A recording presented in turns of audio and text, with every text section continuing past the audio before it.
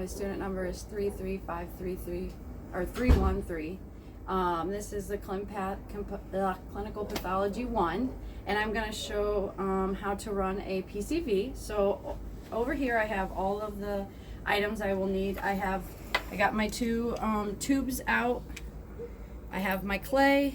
I have my blood sample, which is in a purple top. It has to be ETTA whole blood, and then I got some wipes to wipe the tube. The last thing that we will need is this to go ahead and read and get our actual PCV results. So first thing I'm going to do is get the blood, rock this a couple times, and get the blood in my tubes. And I will fill them about 3/4 of the way.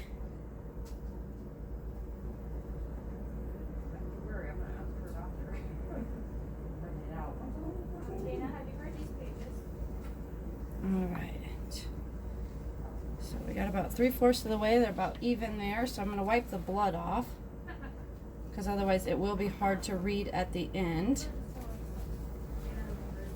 And then I'm going to hold the end and put clay at the end to plug it up. So now there will be clay on the end. Do the same with the other one. And then over here we have the Redacrit, which is where we're going to put the tubes so that they can get balanced. The clay, I go in the middle one and I put the clay to the outside, all the way pushed out. And do the same with this one and push it out. And then with this you got to go ahead and lock it on there, close it up, and our centrifuge goes for 3 minutes. Dana Moser. I'm going to show how to draw blood from the jugular here. I have my supplies. I have my alcohol swab, the needle, the Vacutainer holder, and my blood tube. We're going to do a CBC, so I have an EDTA tube.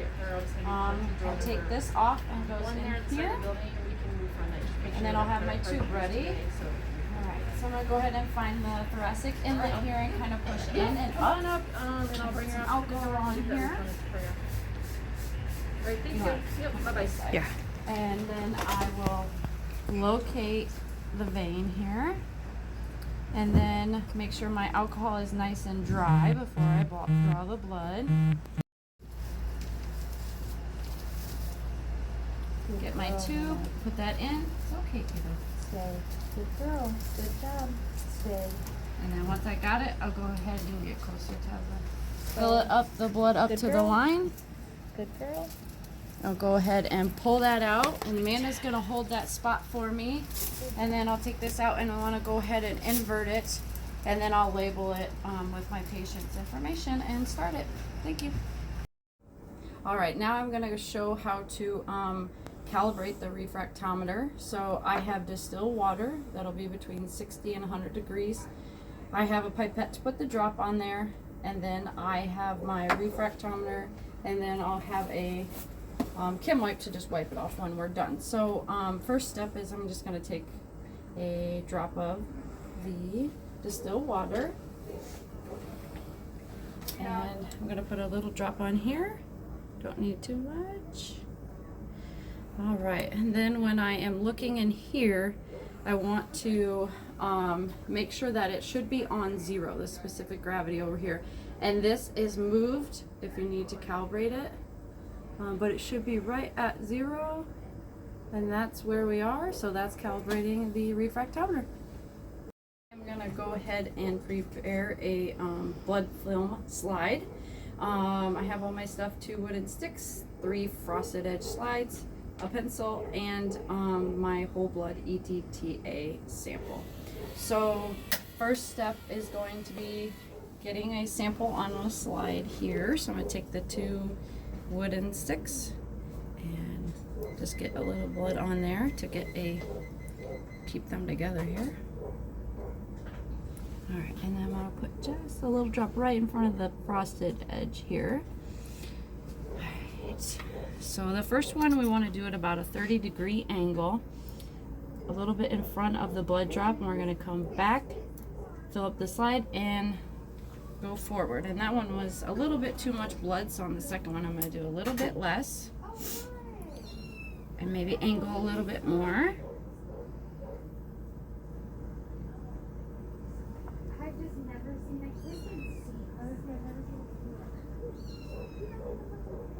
All right. I got my blood sample on there. I'll go back and slide. And that one was actually a little bit better. It's small. I'm not sure if you can quite see that one. But on here you'll have your sample. You're going to have like a feathered edge around. And then you're going to have the counting area, which is right on the other side of that feathered edge there. And then I have a pencil because I do want to write who the patient is. And we'll put the date on here. All right, and we're all done. My name is Dana Mosier. In the ClinPathology 1 3353313. I am going to now show you guys how to stain my blood film that I had dried and prepared earlier. So I am going to use the 3 Dip Quick stains over here. First one we have is the teal color, and it is the fixative, and it is 95% methanol. Second one is the red one, which is eosin, which is a buffered solution that is acidic and it stains the basic components of the cells. And the last one is the methanol blue, and it is alkaline and it stains the acidic part of the components of the blood. So I use this to hold on to my slide. And in the first one, we will go ahead and put it in there for 30 seconds. My name is Dana Mosier. In the ClinPathology 1 3353313. I am going to now show you guys how to stain my blood film that I had dried and prepared earlier. So I am going to use the 3 Dip Quick stains over here. First one we have is the teal color, and it is the fixative, and it is 95% methanol. Second one is the red one, which is eosin, which is a buffered solution that is acidic and it stains the basic components of the cells. And the last one is the methanol blue, and it is alkaline and it stains the acidic part of the components of the blood. So I use this to hold on to my slide. And in the first one, we will go ahead and put it in there for 30 seconds.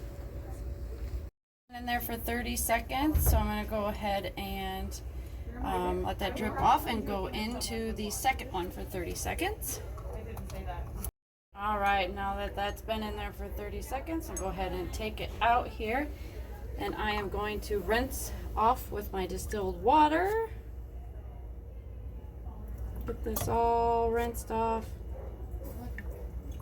lightly. The back doesn't matter as much because the sample is not on the back. All right. Okay, where are you at? I'm done. All right, I'm going to take this off there so I can rinse it one more time here.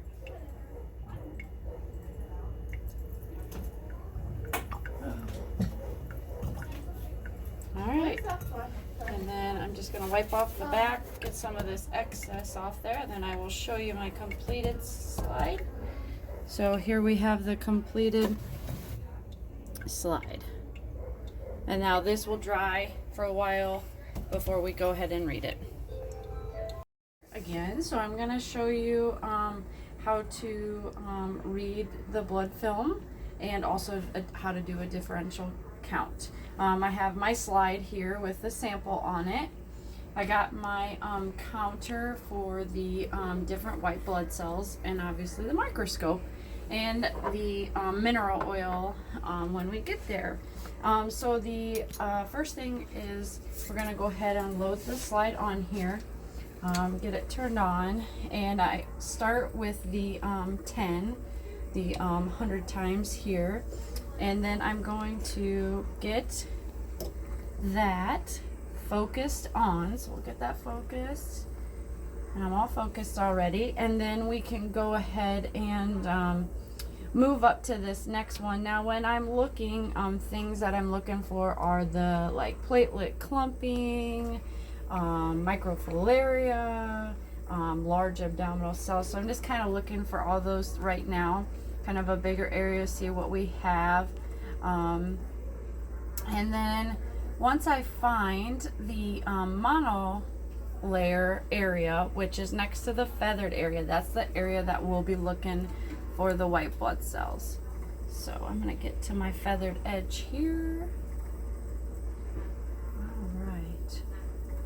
And then we'll go ahead and work our way up to the oil, because when you do your differential, you want to go ahead and get to the oil on here. So I'm going to put a little drop of oil on there. All right, and then get that focused.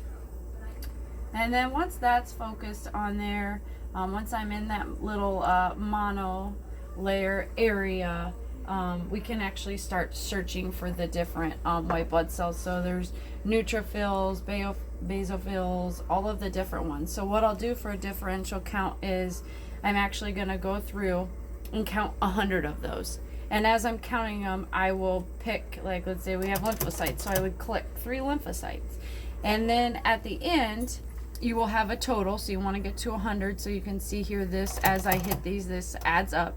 So at the end, the total would be the percentage for each neutrophil, each white blood cell. So you would have, you know, let's say monocytes, we got to 6. So 6% would be the percentage for those.